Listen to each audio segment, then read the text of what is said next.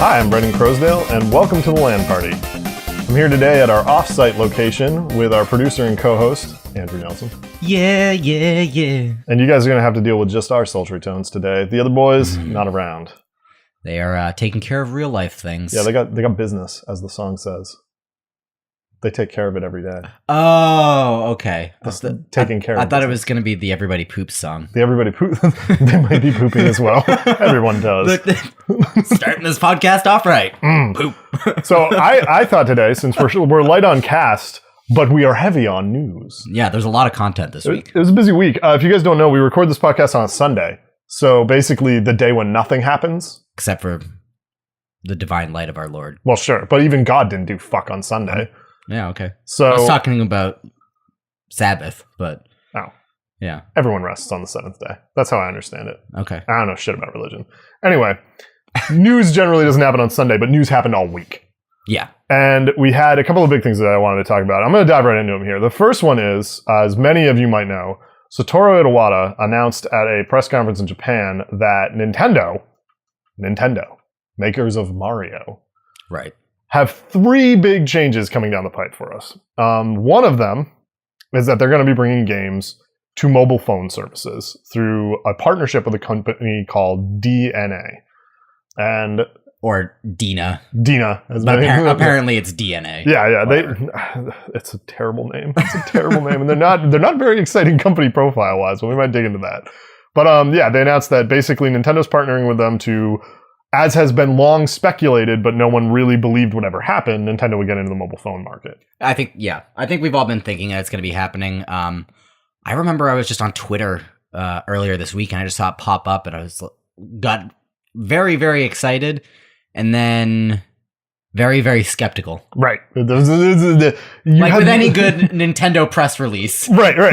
And like a classic press conference in Japan, it explained very little. In fact, we have way more questions now than we had. It was very shiny.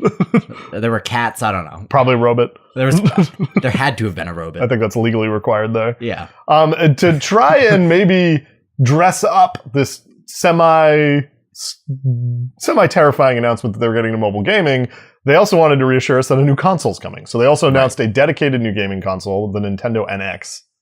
Or the N-Cross. Yes. There's debate over what they're going to be calling it. Yeah.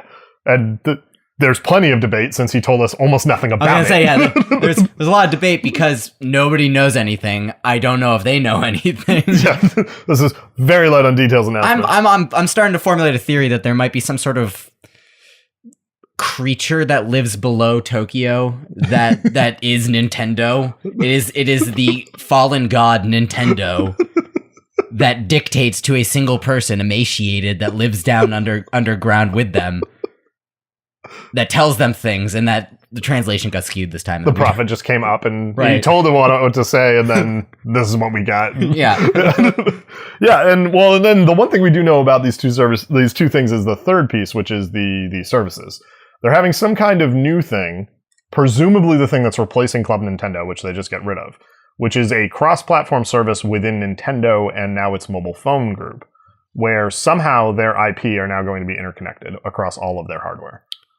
Interesting. So what that means, we can basically speculate on, because everything I've just said is basically all of the information you got out of the press conference. So I think to kind of unpack this piece of news, let's start with what I think is the most exciting part of the announcement, which is the new console, the NX. The NX. So we don't really know a lot about it, but I myself am somebody who has had a massive falling out with Nintendo.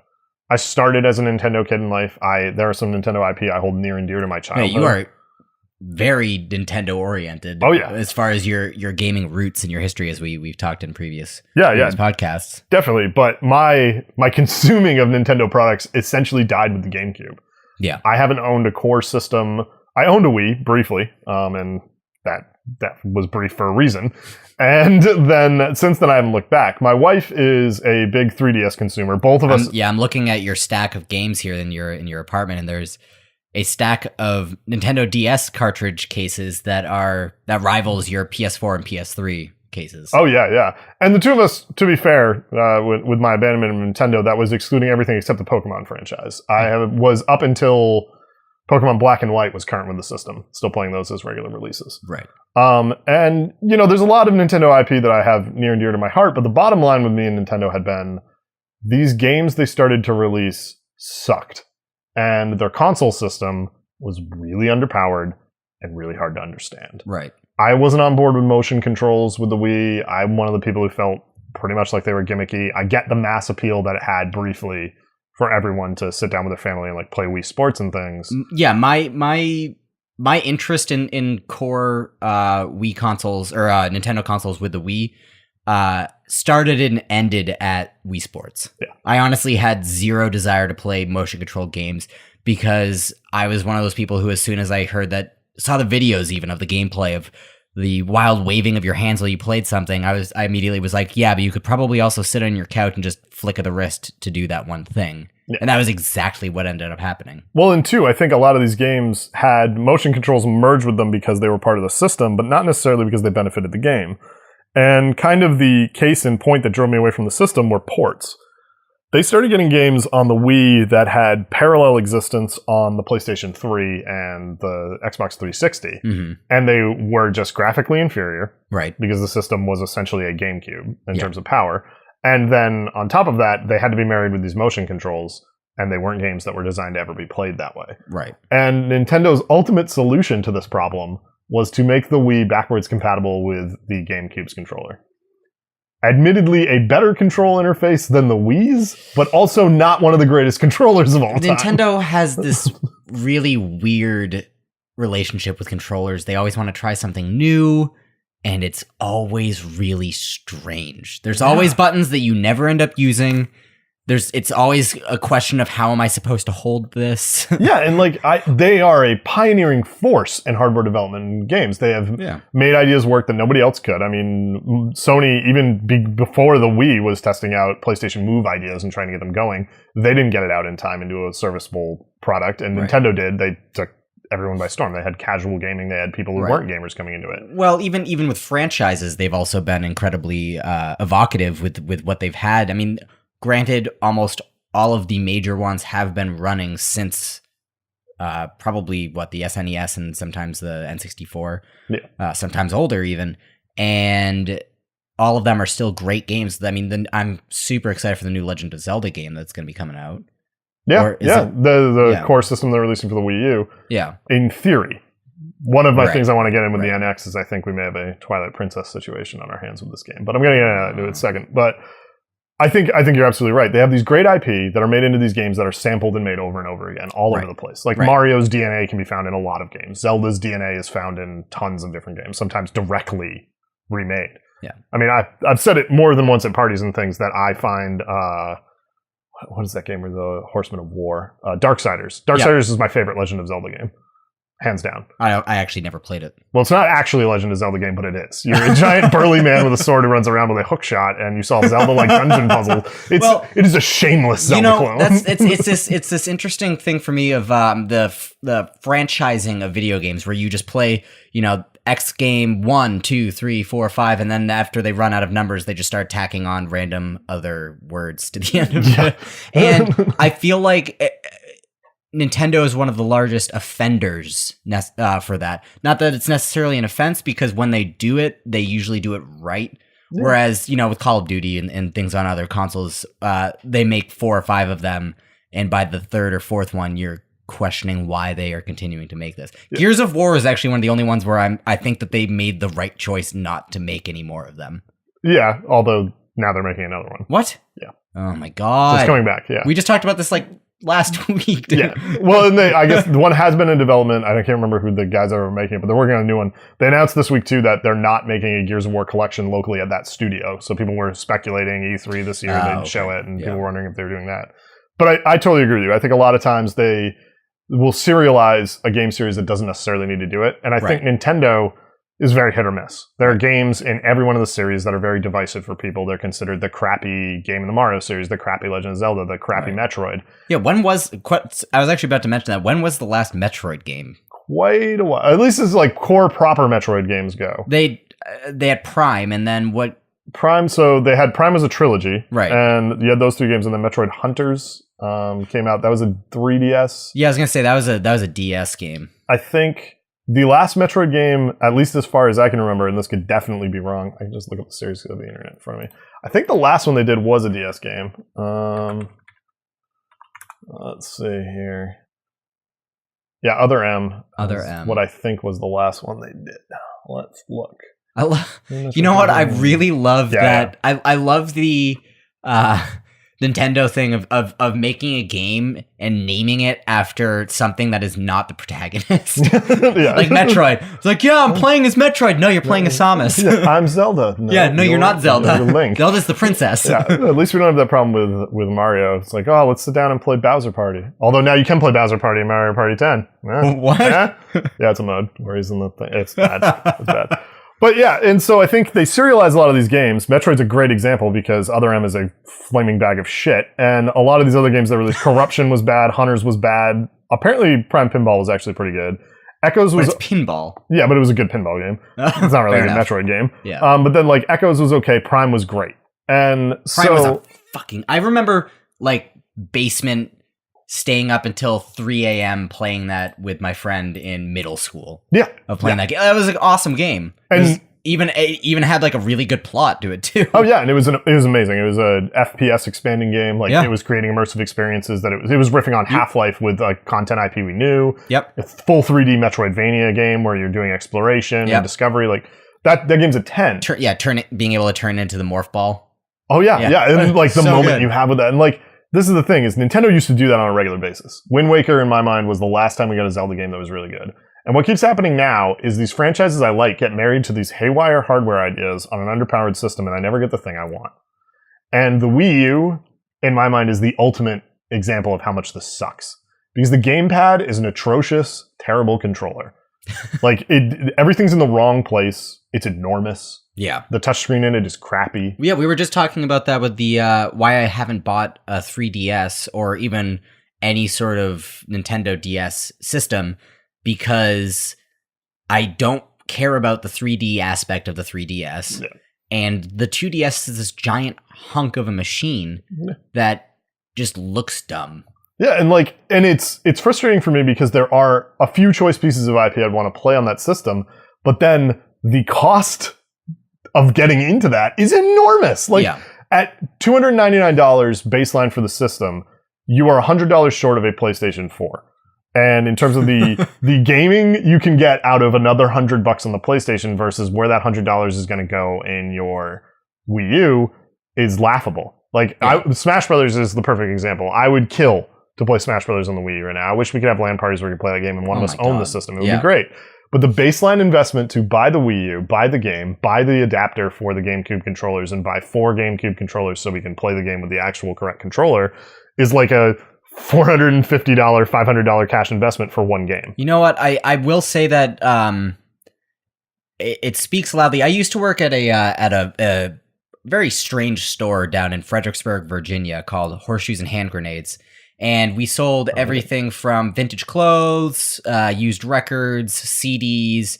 We had a couple pinball machines in there. Oh, wow. But what we did most of our money on was buying and reselling kits for consoles. So we had NES, SNES, N64. We sold a few Sega Genesis. So you walk in and it's like controllers bundled with console. You get your power pack, you get one memory card, your console, and one controller, with an extra controller being only $35, which is, considering how expensive N64 controllers go solo on eBay right now, strangely enough, because they break so easily. I mean, we sold more N64s and GameCubes than we did of any other system. Nobody wanted a PlayStation. Or a PlayStation 1. Nobody wanted a PlayStation 2 even. Although there are other factors in that too. PlayStation 2 is the highest selling console of all time. Market saturation is enormous. Everybody has one. Right. But I think that speaks heavily towards the replayability and how much fun it is to play Nintendo games, old Nintendo games, with your friends. Yeah. And like, I don't believe for a second that experience isn't attainable on the Wii U, but it's a giant piece of garbage that you have to modify with old equipment to make good again. And I don't want to do that. I don't want to have to go on quests in real life to play games. And so, like, I fell out with them. And there were a bunch of things that happened, too. Like, some of the games they released I didn't really like. Twilight Princess is a good example of this. That game didn't know which console it was supposed to be on and wasn't very well designed. Skyward Sword was just an awful game. If you believe otherwise, you didn't play it. And then they've done some other games in the mobile market that were really good, but mostly the IP they've been releasing wasn't great until the Wii U started. So you had an entire core console generation side by side with the PS3 and the Xbox 360 just making crap. Yeah. So that drove me further and further away from it. They announced the Wii U. It was very expensive. Not a lot of games on it. Still aren't a lot of games on it. So now they come out and they make this compound announcement. We're going to mobile gaming. We're establishing a cross-platform system between our hardware. But they're worried that it's not going to be received well by their core gamers, so they also announce a console. Who are their core gamers? Well, and that's what the crux of this, I think, is what is Nintendo trying to do? They've asserted over and over again, Reggie and Iwata have been very clear about this, even Miyamoto said this, that they don't see themselves as competing with PlayStation and with Xbox. They don't see themselves in the same market. No, they absolutely are not on the same market. No, I think it's a good observation, but not for the reasons they think. In their mind, they're not competing with them because it's a different target audience. And in reality, they're not competing with them because they're just not. They're not moving units. The caliber of everything that they do is just on a completely different metric than what Sony and Microsoft are on. I mean, that getting into even what we're talking about right now, where everything moving or developing games for a mobile platform. For me, whenever I play anything on a Wii or a Wii U, I feel like I'm in a time machine. And it's 2007 again, and the graphics are just outdated. They absolutely are. Okay. The controllers are strange, motion controlled and everything. And I think that making the jump to a mobile device that everyone already has anyway, even if you're charging, $40, $50 a game, is incredibly smart on their part. If that's what we get. If that's what we get, yes. There's the question of the IPs. Yeah, what they're actually moving. Because he did go on to say post-press conference that people will ask him basically, I don't know the exact wording, but they asked him essentially, when we see Mario in a mobile game, what's that going to look like? And he said, no, not necessarily. So we don't know if they're working... Why would you do that post... Right, like... Just why would you not, say that directly, yes or no? Right, the only balls in this entire press conference were that we made this merger, we're doing this thing. And he cut him right off afterwards, being like, we made this merger, we're doing this thing. Not all the way. But not completely. Yeah. Maybe. And so, we don't really know what they're going to be making. I'm hopeful that Nintendo, hands down for everything I don't like about them, they are the best first-party developer in the world. Their game quality level is enormous in terms of their games because their bad ones stand out. Right. They're very few. Most of the content they release, when they release a new Mario Kart, a new Smash Brothers, a new... we'll leave Zelda aside, Mario game, they're usually really good and they're really well received. And a lot of them are award-winning, excellent games that are genre-bending and will influence games for a generation coming after them. They're very few and far between because they make them all internally, and they're just orphaned on bad hardware that they have to work against all the time. Right. So it would be interesting to see them, what happens when the creative minds who gave us Mario Galaxy start playing with the iPhone as an interface?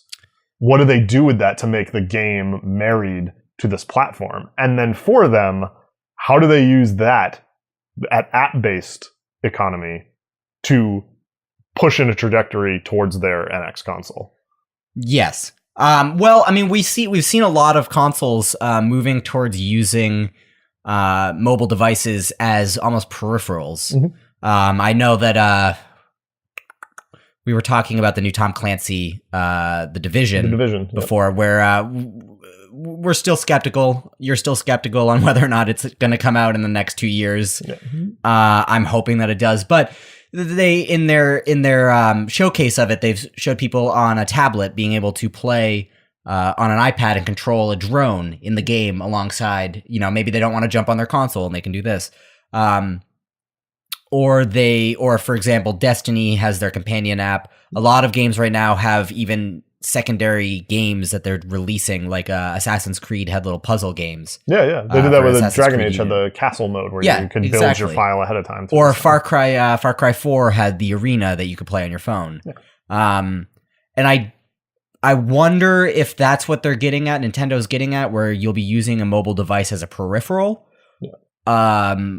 To play along. Maybe it'll be something like you'll be playing along and then it'll say switch to your phone and you have to do a little tactile control with your phone. Right. Maybe the next Mario Party game is everyone with their smartphone. Like Right. download the app, the phone's Right. your controller, that sort of thing.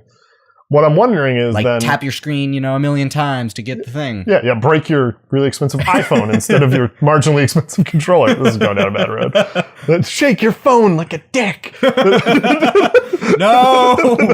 Nintendo's had some weird ideas, but I don't think they're going to do that. It's in the new Mario Party. They're still making people waggle their Wiimotes like in fun ways. But, so then the NX console, this is the thing is that I wonder about it. I wonder if what we're going to get from it is a much more hardcore machine. Are they going to go after core gamers? The NX is going to be the pinnacle end of their line of platforms they're supporting. Maybe this is the super powered console to compete with the other guys.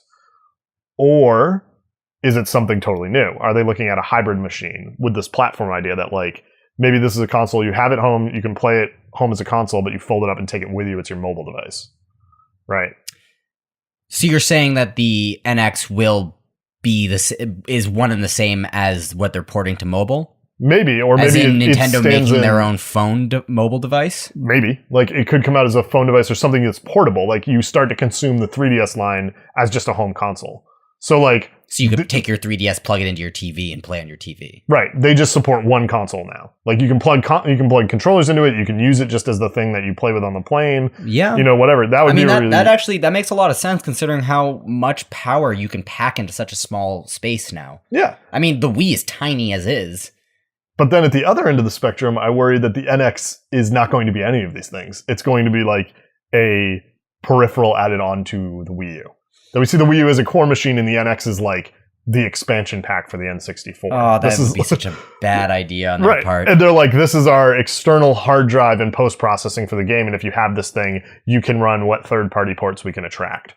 And like, I'm wondering, like, in my mind, I don't think it'll be something that bad. In terms of console production, Nintendo has usually been honest in their designs. A lot of them aren't cash grabs.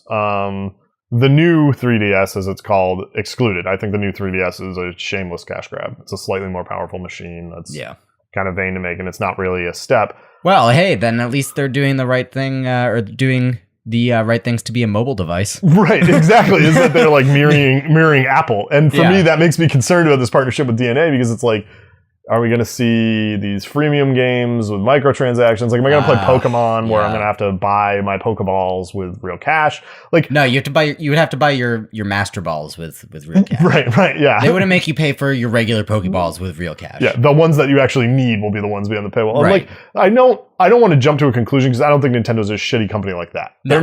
They're not abusive to their consumers. I just think that I think that there is a decent amount of damage that a company can do by leaving too much to the consumer's imagination. Yeah. Which is what they have done and are doing right now with the NX. Yeah, and I think that is the perfect point. This announcement is so vague, nobody really knows what to make of it. And so you get people massively speculating about it without any help from Nintendo.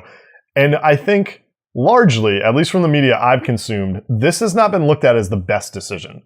I think people have generally more apprehension about this new mobile world, this new platform, and this new console than they do about anything else. Right. You brought up the new Zelda game that's coming. And this was a scenario that I proposed to my friend Chris at work when I was talking to him, was that what if this ends up like Twilight Princess? Twilight Princess was supposed to come out as a launch game for the Wii, but the game basically couldn't run well on the GameCube, and the Wii was not offering more power, and it was also offering a motion interface. For those of you who really liked Twilight Princess, you might want to cover your ears for a minute. This game was like a flaming bag of garbage from the minute they released it. It didn't really work right with the motion controls, and it didn't work right on the GameCube. It artistically is not the best Zelda game out there, and in my mind, it followed up one of the best. I mean, it's a flaming bag of garbage with a Triforce on it. Yeah. And like it just didn't work well, and it got into this weird situation where the Wii got announced and was planned for its release, and Twilight Princess was still coming. And then they were like, well, it's going to be coming on the Wii. And then they were like, no, it's going to come on the GameCube too, so you can play it that way if you want to. And so some people experienced this half-built port that ran on the architecture of the GameCube, one of the best consoles they ever made, and then some people played it on what was supposed to be its core system with motion controls on the Wii. And neither of them really worked. Neither of them were very good. What I'm wondering is, the new Zelda game they announced is this huge open world game. They're like Skyrim, Zelda, thing that they're pushing where you can go anywhere. You can just set the horse to ride somewhere and it won't run into trees because that's not what horses do. And like they have this like big open world that they want to do. And a lot of people were skeptical that the Wii U can handle that, myself included. I know there are some fanboys out there who really are behind this machine's power, but the architecture of the machine can't support the kind of open worlds you're seeing on next gen consoles. I mean, they shouldn't have called it the Wii U. They should have. That is a terrible name. The Wii is a terrible name. The Wii is I mean, yeah. But the Wii is a terrible name. Wii U makes no sense. You are not me. I'm sorry, sir. Like nothing about it makes sense. Like they're bad names, and that's more of the like mixed message bad marketing. Like parents who go to buy things for the Wii. The Wii controllers work with the Wii U. The Wii games work with the Wii U, but the Wii U games don't work with the Wii. What am I buying for my kid? What do I need to get? Yeah. I don't know what any of these Wii waggly things are. I don't know what I need. What is this Wii waggle? And then they added Amiibo and like all this other stuff to it. It's like it's a lot of this bad marketing, and I'm wondering about the direction. Like, do they have a coherent vision? Well, I mean, they in this article that you have pulled up on Nintendo Life, it says the world of business is always changing. Iwata said, therefore Nintendo is always adjusting. So I think that Nintendo may be a little, either they're really reactionary or they're playing a really long game here. Yeah. Where they are building up a fleet of devices that can all work together. And maybe, just maybe, we can combine them all to turn into androids. The Voltron of gaming. That we can play with outside. Oh my god. It's really a trick to get robots built in America ahead of time. Kids will assemble the gaming machine, and then Iwata will send out word, and all at once. Yes. The kill signal will go. Oh, no. You know what? I say this is my projection for 25 years. No, I'll say 30 years from now for Nintendo. Let me set the scene. The year is 2045. Nintendo has created the first smart house. I honestly think that Nintendo, if any company were to do it, it would be either Nintendo or Sony, will be able to build a smart house where it's smart windows, smart mirrors, everything in the house is touch sensitive. Like from like the 40s and 50s where they had this grandiose sci-fi idea, well, not 40s, but 50s and 60s sci-fi idea of a smart house. Right. Most of the time, however, the problem is that the smart house turned on them and killed everybody in the house. Yeah.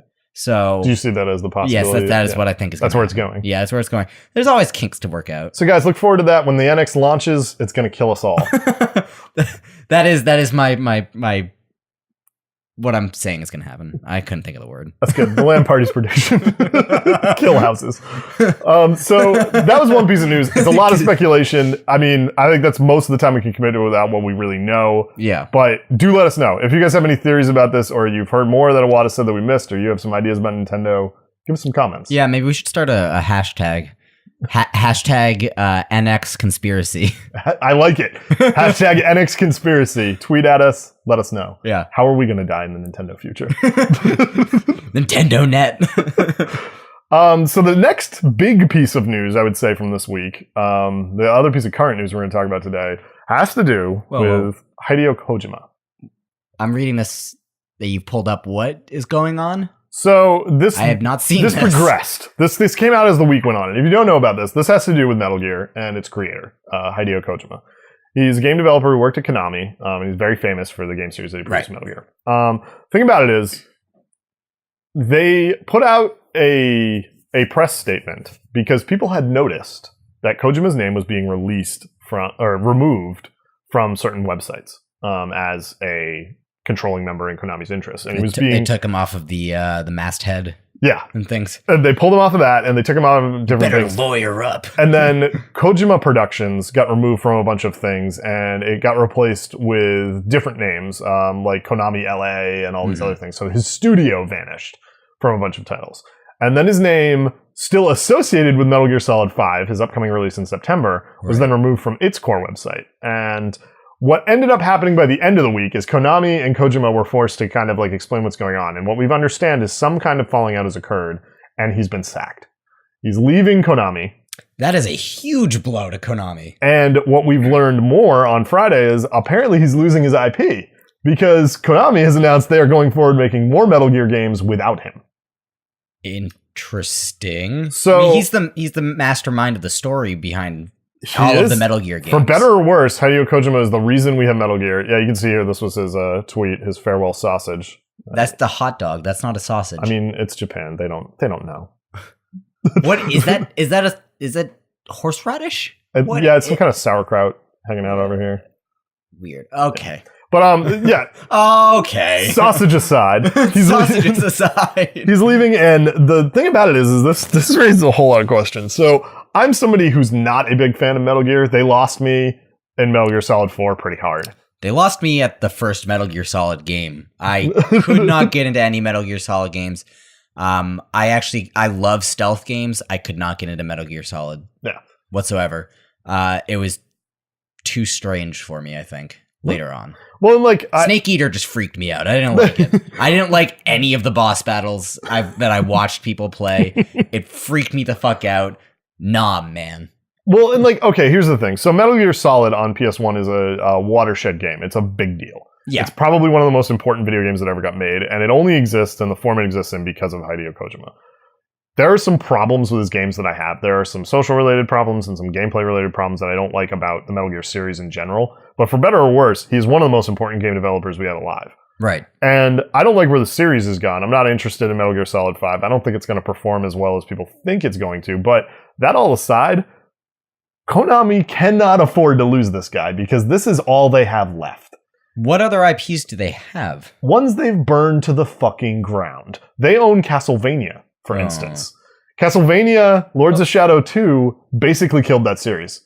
Lords of Shadow, the first one, was an amazing reimagining of the game.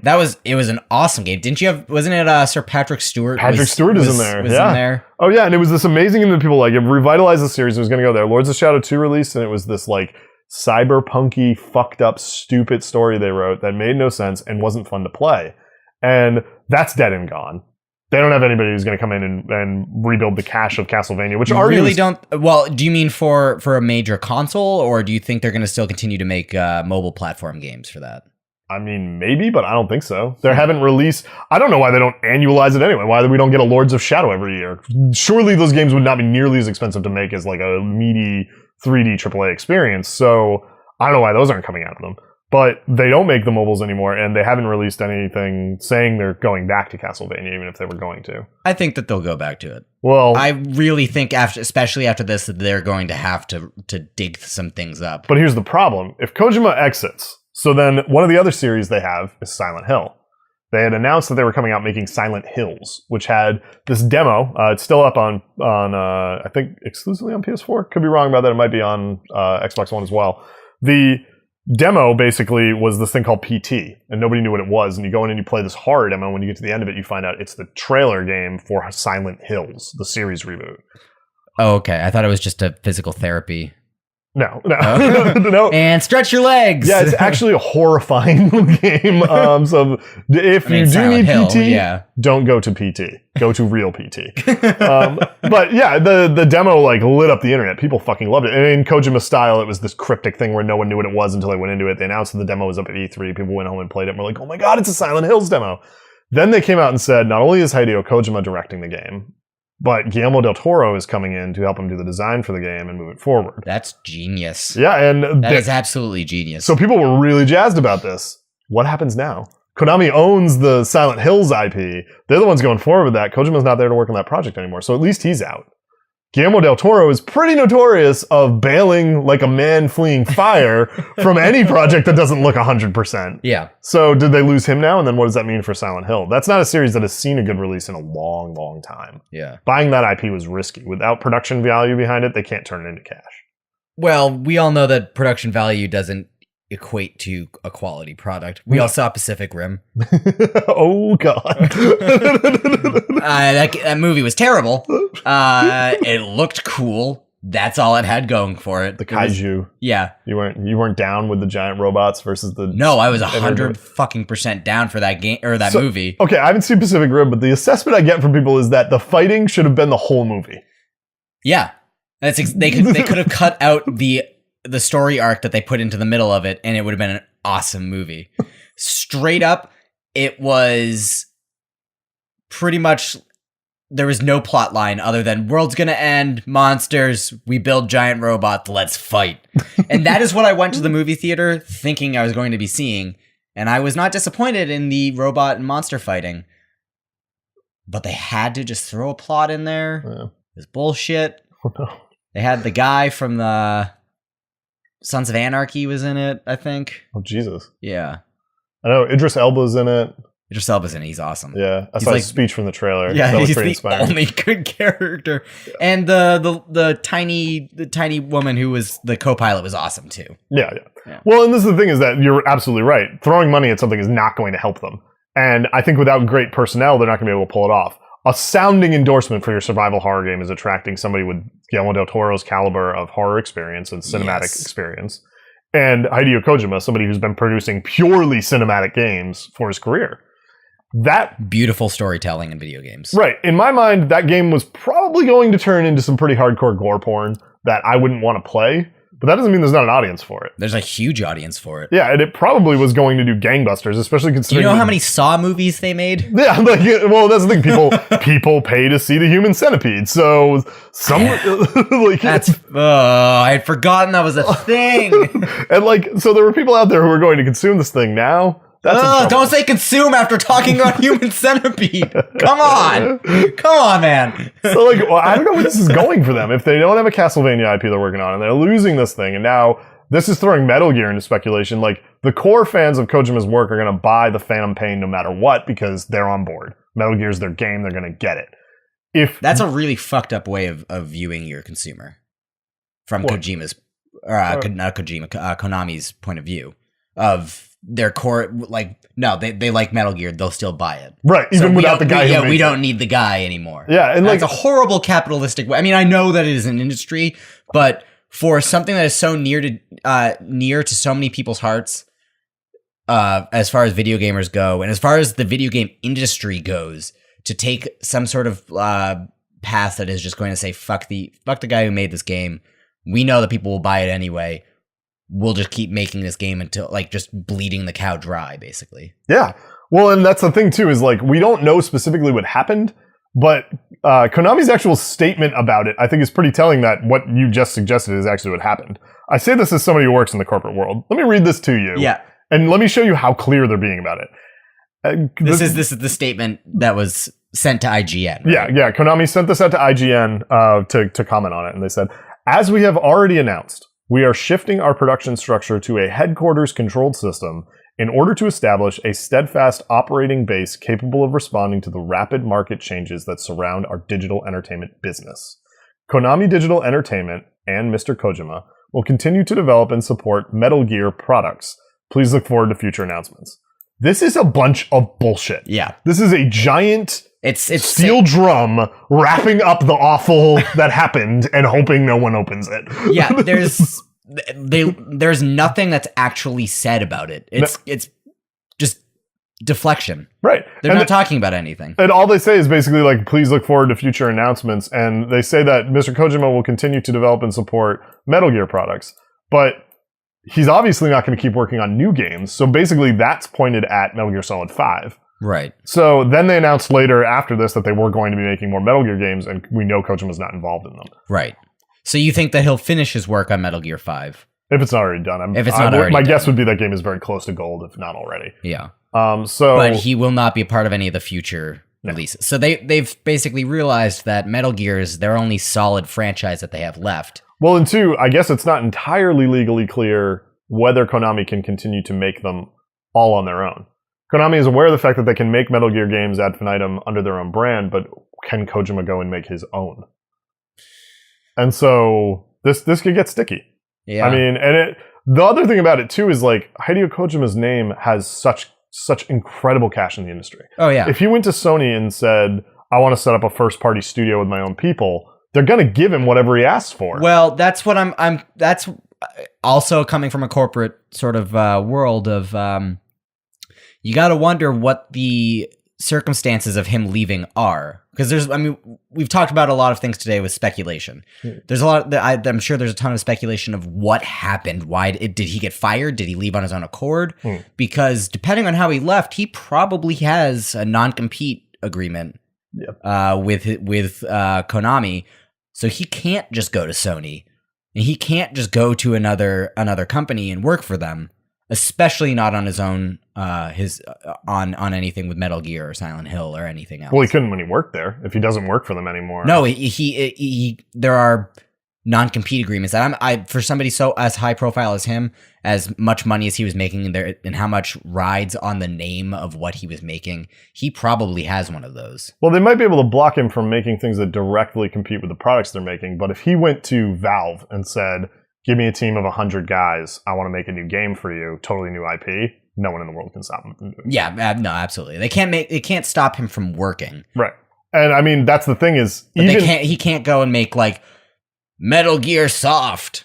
Yeah, right. Yeah, he can't come in and be like, this is our fluffy gear. It's my new game. Yeah, it's a stealth game where you play as Mongoose and you hunt the small manager. Yeah. Right. Like, and that's the thing is like, wherever he goes, he's going to be well received, even under the worst circumstances. Like, say Konami tries to blacklist him, or like, yeah, his last day in office, he set fire to the desks. We fired him because he was running around like, defecating on our lunches and throwing things through windows. Like, well, first of all, that would be awesome. I would want to hire him after that. Right, but like, even if he were that hard to control, somebody has enough money to try and do it, and his name alone will get games sold in the industry. I mean, his name is a AAA studio. It is, yeah. So, his name is AAA. I mean, I don't know. So that's kind of what happened with Kojima. I think that's interesting. I do know there are a lot of people out there who are huge Metal Gear fans, huge backers of Hideo Kojima. They'll play everything he produces. Let us know. What are you guys thinking about this? How do you feel about him leaving? What do you think is going to happen to Konami? What do you think Hideo's going to do now that he's on his own there? Third piece of business. Old new news. Yeah. New news. It's old news about a thing that's coming. So we didn't podcast the week of GDC or PAX, but basically the hot item, the discussion that was going on was about virtual reality. The VR. Yeah. Valve had a demo they showed off that apparently was like mind-blowing. Yeah, that's actually the one that really kind of made me interested in possibly maybe buying a VR headset whenever they come out, because Valve did that. Yeah. Well, because if I could play a VR version of anything that Valve has done, I'd buy it. But we've talked about this, of whether or not it's going to come out as a first person shooter type thing, or what kind of games we're going to expect to find on a VR headset, and how immersive this experience is. Yeah, well, and I think this is my thing with it, is that I have huge reservations about VR for a few reasons. I'm wondering, first, how pejorative the cost of these peripherals is going to be. Right. Is it going to be a second console that I'm going to have to buy, basically? Right. And right now, that's kind of looking like the price range we're talking about, which is... An extra $400 or $500 for this peripheral. Yeah, that's a severe cost. My second problem with it is key to the software. This is a new interface that is advertising itself as the highest immersion experience, which is true. But technically speaking, yes, it has the caveat on it of it still being a unique interface to a kind of environment that already exists, which is a video game. How do you design a game that works perfectly for it? Something like Eve Valkyrie to me strikes me as the best application of this. Which is a dogfight. Yeah, it's a space dogfighting game. Yeah. So you get to sit in a fighter jet because you are seated in... a space dogfighting flying simulator, I should say. It's not a dogfighting game. No, Michael Vick, calm down. It's not a real dogfighting game. But yeah, like you are already seated. When you put the headset on, when you look around, you're looking around, the canopy, the cockpit of the jet you're in. The interface is 1-to-1 with the experience you're having. Right. That sounds like the ideal situation. The worst case scenario to me is the first person shooter, which is something that they've actually been demoing a lot with this. Where you have to like strap yourself into a treadmill and... Well, right. There's like two ends to this. Like you're holding a controller and motion in the game is still mapped to the controller and you just kind of look around with your head. Yeah. Or you buy an omnidirectional treadmill that you rig up somehow in your apartment without your wife leaving you, and you strap this thing onto your face and get winded because you are a nerd and you don't ever go outdoors, and like play Call of Duty where you actually have to run and duck and hide, and like that in no way appeals to me. Yeah, and then that's actually a really good point of talking about immersion and how isolating an experience these VR headsets may end up being. Yeah. For you, like what you've talked about is you play video games and you talk with your wife and you talk with other people while you're playing. And even if you're talking to us via microphone, you can't look around and talk to anybody around you. Yeah. You are 100% into it. So that's why I say technically it's 100% immersive. Right. My big hang up on this is whether or not it's going to jump the shark as far as progression in technology. Whether or not we're going to get too close to reality that it becomes unbelievable. It'll get stuck in the uncanny valley. Yeah, I think it'll get stuck in the uncanny valley of there's too many sensory inputs that need to be jacked into a piece of technology that we just aren't. I don't think that we're there yet. I think that it's and we've talked about this before. I think this is a huge step forward towards whatever the next level of video gaming is going to be, the next peripheral, the next console.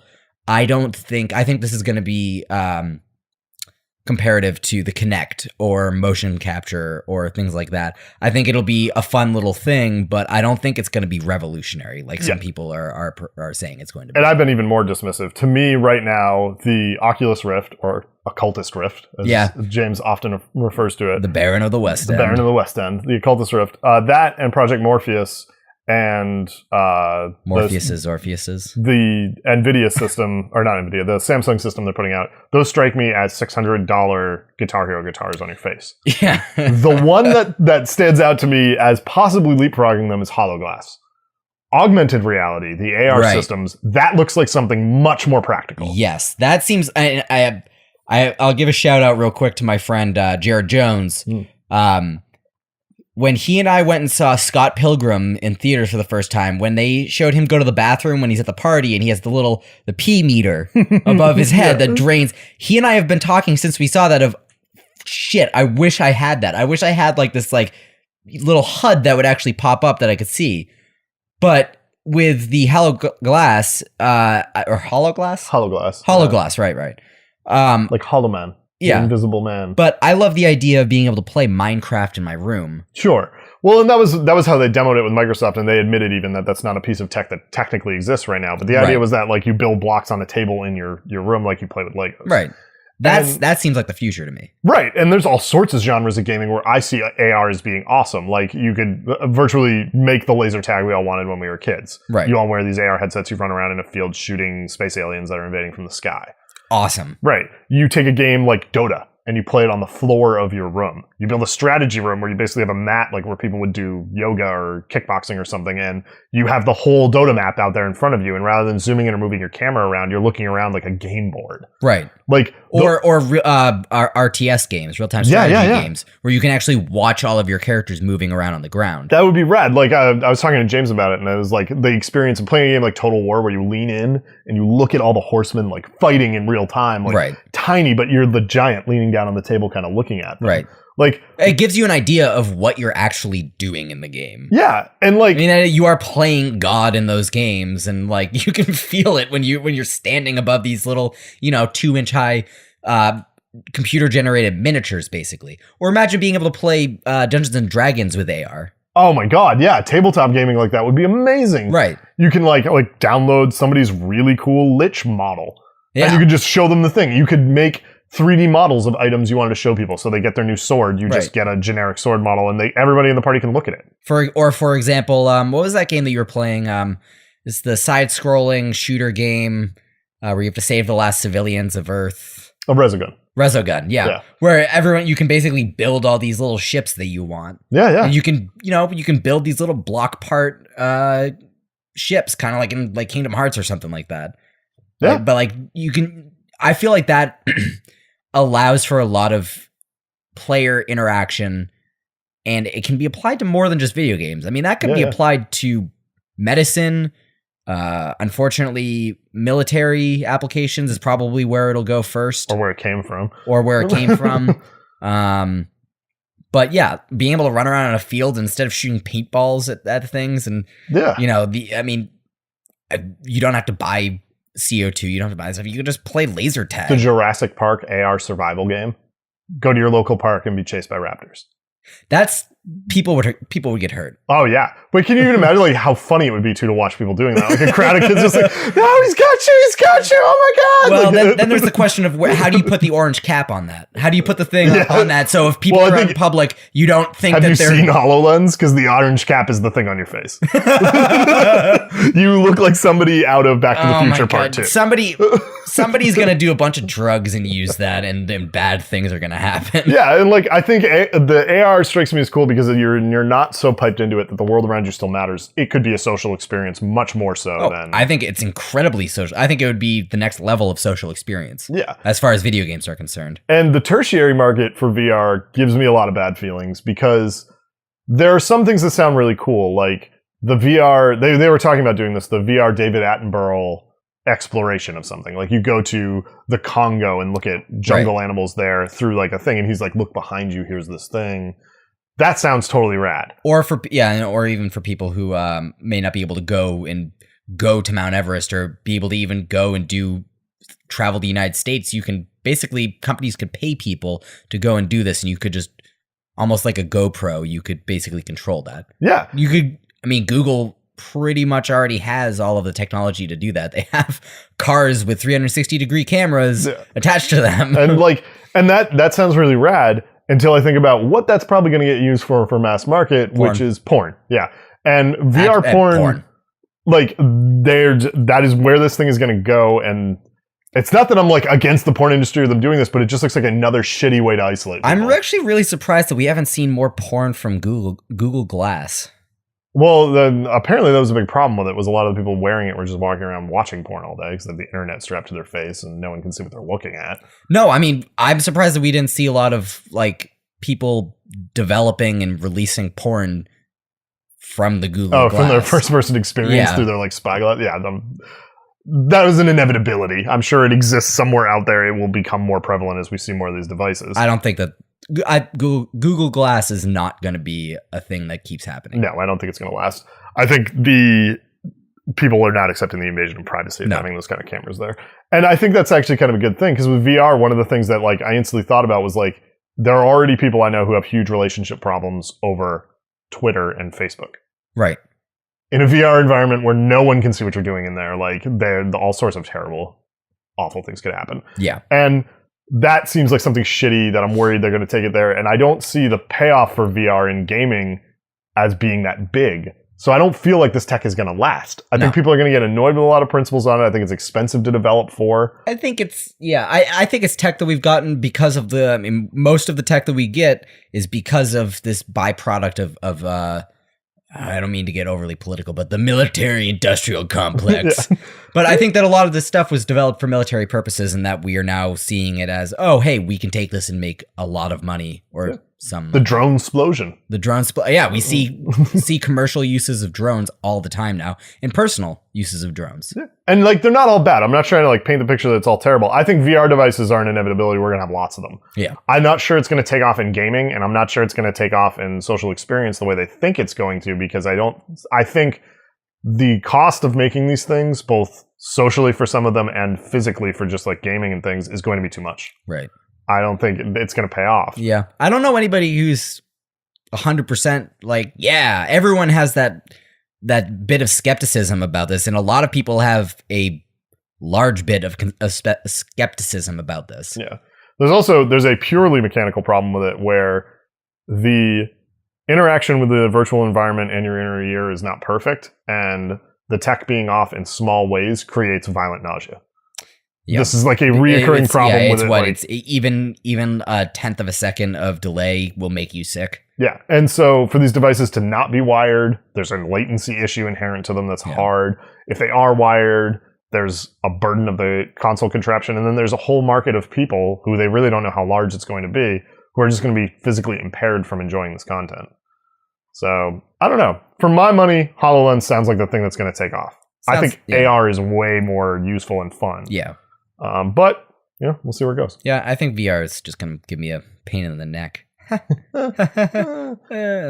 Tell us what you think, guys. How are you reacting to VR? Are you super excited for these? Are you behind Project Morpheus? Are you behind the Occultist Rift?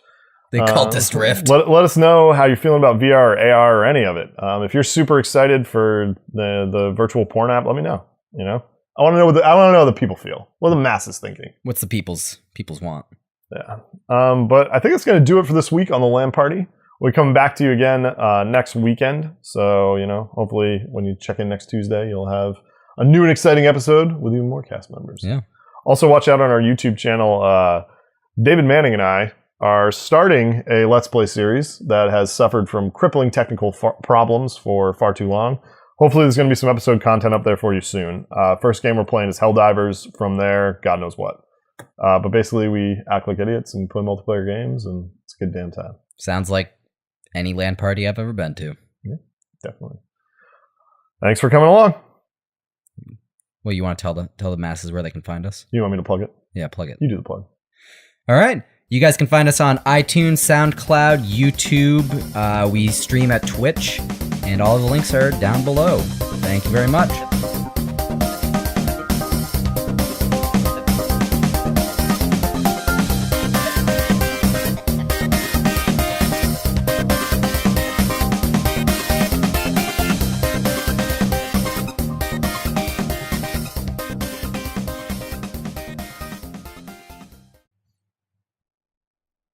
Radio, Tango, Mike, 2, Kilo, Radio, 2, 7, Nitro, 9, Phantom, Echo, 7, 2, 2, Bravo, Nitro, Food, 8, Food, 6, Zulu, Charlie, Grover, 6, Wilco.